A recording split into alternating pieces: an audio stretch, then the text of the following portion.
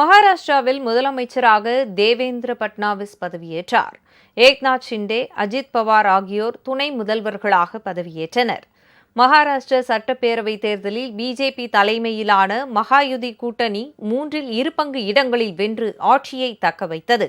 மும்பையில் நேற்று கூடிய பிஜேபி எம்எல்ஏக்கள் கூட்டத்தில் சட்டமன்ற கட்சித் தலைவராக தேவேந்திர பட்னாவிஸ் ஒருமனதாக தேர்வு செய்யப்பட்டார். தற்போதைய முதல்வரும் சிவசேனா தலைவருமான ஏக்நாத் ஷிண்டே, துணை முதல்வரும் தேசியவாத காங்கிரஸ் தலைவருமான அஜித் பவார் ஆகியோரை பிஜேபி தலைமை அழைத்து பேசி சமரச முடிவை எடுத்தது. இதைத் தொடர்ந்து பட்னாவிஸ் கூட்டணி தலைவர்களான ஏக்நாத் ஷிண்டே, அஜித் பவார் ஆகியோருடன் ஆளுநர் ராதாகிருஷ்ணனை சந்தித்து ஆட்சி அமைக்க உரிமை கோரினார். உடனடியாக ஆட்சி அமைக்க வருமாறு ஆளுநர் அழைப்பு விடுத்தார். அதன்படி இன்று மாலை நடைபெற்ற விழாவில் மகாராஷ்டிர முதலமைச்சராக தேவேந்திர பட்னாவிஸ் பதவியேற்றார். அவருக்கு ஆளுநர் சி.பி. ராதாகிருஷ்ணன் பதவி பிரமாணம் செய்து வைத்தார்.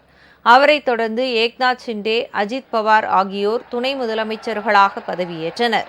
இந்த விழாவில் பிரதமர் மோடி, ஆந்திர முதலமைச்சர் சந்திரபாபு நாயுடு, மத்திய அமைச்சர் நிர்மலா சீதாராமன் உட்பட முக்கிய பிரமுகர்கள், சச்சின் டெண்டுல்கர், நடிகர்கள் ஷாருக் கான், சஞ்சய் தத், அமைச்சர்கள் பதவியேற்பு பின்னர் இருக்கும் என தகவல்கள் தெரிவிக்கின்றன.